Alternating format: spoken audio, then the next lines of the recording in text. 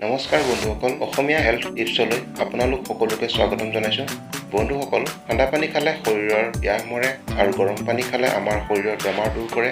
আপোনালোকে হয়তো কথাটো শুনি আচৰিত হৈছে চাগে যে ঠাণ্ডা পানীয়ে মাত্ৰ আমাৰ শৰীৰৰ পিয়াহে মাৰে বুলি। বন্ধুসকল, অভিজ্ঞসকলে কোৱা মতে আমাৰ শৰীৰটো 70% পানীৰে ভৰি থাকে। তেনেহ'লে আপোনালোকে হয়তো ভাবি আছে চাগে সকলো সময়তে গৰম পানী খাব লাগে বুলি, কিন্তু নহয়, সকলো সময়তে আপুনি গৰম পানী খাব নালাগে। মোৰ ফালৰ পৰা আপোনালোকক এইটোৱে ক'ব খুজিছোঁ যে ৰাতিপুৱা খালী পেটত আপুনি সদায় ৰেগুলাৰ গৰম পানী খাব লাগে। গৰম পানী খালে আমাৰ শৰীৰটো বহুত বেমাৰ হোৱাৰ পৰা বচাব পাৰিব।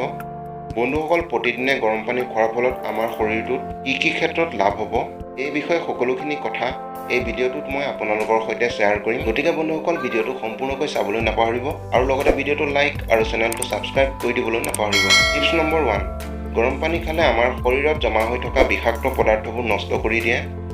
বহুবাৰ জংক ফুড আৰু তেলত ভজা খাদ্য খোৱাৰ ফলত আমাৰ শৰীৰত বিষাক্ত পদাৰ্থবোৰ জমা হৈ ৰৈ যায়। বন্ধুসকল, আৰু যদি আপুনি বেছিকৈ শকত হোৱা সমস্যাত ভুগি আছে, তেতিয়াহ'লে এনে ক্ষেত্ৰত আপোনাৰ শৰীৰ পাতল কৰিবলৈ আপুনি ৰাতিপুৱা গৰম পানী খোৱাটো খুবেই প্ৰয়োজন। টিপছ নম্বৰ 2, ৰাতিপুৱা গৰম পানী খালে আমাৰ পেটৰ সমস্যা যেনে কফ, এচিডিটি আৰু পাচনক্ৰিয়া আদিৰ লগত সম্পৰ্কীয় সমস্যাবোৰ দূৰ কৰে। যদি আপোনাৰ এচিডিটি আৰু কফছৰ সমস্যা বেছিকৈ হৈ থাকে আৰু খাদ্য খোৱাৰ পাছত যদি ভালকৈ খোৱা খাদ্যবোৰ ডাইজেষ্ট নহয় বা হজম হওঁতে বেছি সময় লাগে, তেতিয়াহ'লে এনে ক্ষেত্ৰত আপুনি গৰম পানী খোৱাৰ প্ৰয়োজন হৈছে। ৰাতিপুৱা খালী পেটত আৰু ৰাতি খাদ্য খোৱাৰ পাছত প্ৰতিদিনে এগিলাচকৈ গৰম পানী খাব লাগে। যদি আপুনি ৰেগুলাৰ গৰম পানীৰ সেৱন এমাহলৈকে কৰি থাকে, তেতিয়া আপোনাৰ এচিডিটি আৰু কফছৰ সমস্যা দূৰ হৈ যাব। টিপছ নম্বৰ 3, ভোক নলগা, খাদ্যৰ টেষ্ট নোপোৱা আৰু পেট ভাৰী হৈ থকা যেন লগা, এই সমস্যাটো আমাৰ জীৱনত সৰু সুৰা সমস্যা হৈ পৰিছে। যদি আপোনাৰো ভোক কমকৈ লাগে, তেতিয়াহ'লে আপুনিও গৰম পানীৰ সেৱন কৰিব পাৰে। এগিলাচ কুহুমীয়া গৰম পানীৰ সৈতে নেমু টেঙাৰ ৰস, চাহপাত আৰু সোৱাদ অনুসৰি ক'লা নিমখ মিহলাই সেৱন কৰক। এই প্ৰক্ৰিয়া আপুনি ৰেগুলাৰ 10ৰ পৰা 15 দিনলৈকে কৰি থাকিলে লাহে লাহে আপোনাৰ ভোক লাগিবলৈ ধৰিব আৰু পেট ভাৰী হৈ থকা যেন লগা সমস্যাও ঠিক হৈ যাব। টিপছ নম্বৰ 4, যদি আপোনাৰ জ্বৰ হৈ আছে, তেতিয়া আপুনি ঠাণ্ডা পানী সেৱন কৰিব নালাগে। এনে ক্ষেত্ৰত আপুনি গৰম পানীহে সেৱন কৰাটো প্ৰয়োজন, কিয়নো ঠাণ্ডা পানীত বহুতো বিশুদ্ধ পদাৰ্থ মিক্স হৈ থাকে, যাৰ ফলত ঠাণ্ডা পানী সেৱন কৰিলে শৰীৰটো বেছিকৈ দুৰ্বল কৰি দিয়ে।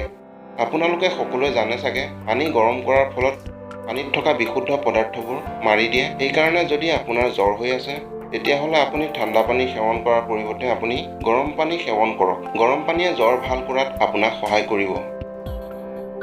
টিপছ নম্বৰ 5, যদি আপুনি শৰীৰৰ ওজন কমাবলৈ বিচাৰে, এনে ক্ষেত্ৰত আপুনি ৰাতিপুৱা গৰম পানী সেৱন কৰাটো আপোনাৰ বাবে উত্তম উপায়। ৰাতিপুৱা এগিলাচ গৰম পানীত নেমু টেঙাৰ ৰস মিহলাই খালে শৰীৰৰ ওজন কমোৱাত আপোনাক সহায় কৰিব, কিয়নো গৰম পানীৰ সৈতে নেমু টেঙাৰ ৰস মিহলাই খালে শৰীৰৰ মেটাবলিজম হ্ৰাস হৈ যায় আৰু তাৰ লগতে শৰীৰৰ ভিতৰত কেলৰিজবোৰকো নষ্ট কৰি দিয়ে।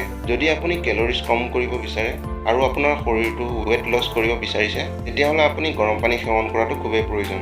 গৰম পানী সেৱন কৰিলে আমাৰ শৰীৰত তৎক্ষণাত এনাৰ্জিও পোৱা যায়। আপোনাৰ হয়তো গৰম পানী সেৱন কৰিবৰ সময়ত আপুনি পানীৰ টেষ্টটো ভাল নাপাব পাৰে, কিন্তু গৰম পানী সেৱন কৰিলে আমাৰ শৰীৰত বহুতো উপকাৰ হয়। তেনেহ'লে বন্ধুসকল, এয়া আছিল গৰম পানীৰ সেৱনৰ ফলত উপকাৰ হোৱা 5টা টিপছৰ বিষয়ে। আশা কৰোঁ আজিৰ ভিডিঅ'টো নিশ্চয় আপোনালোকৰ ভাল লাগিছে।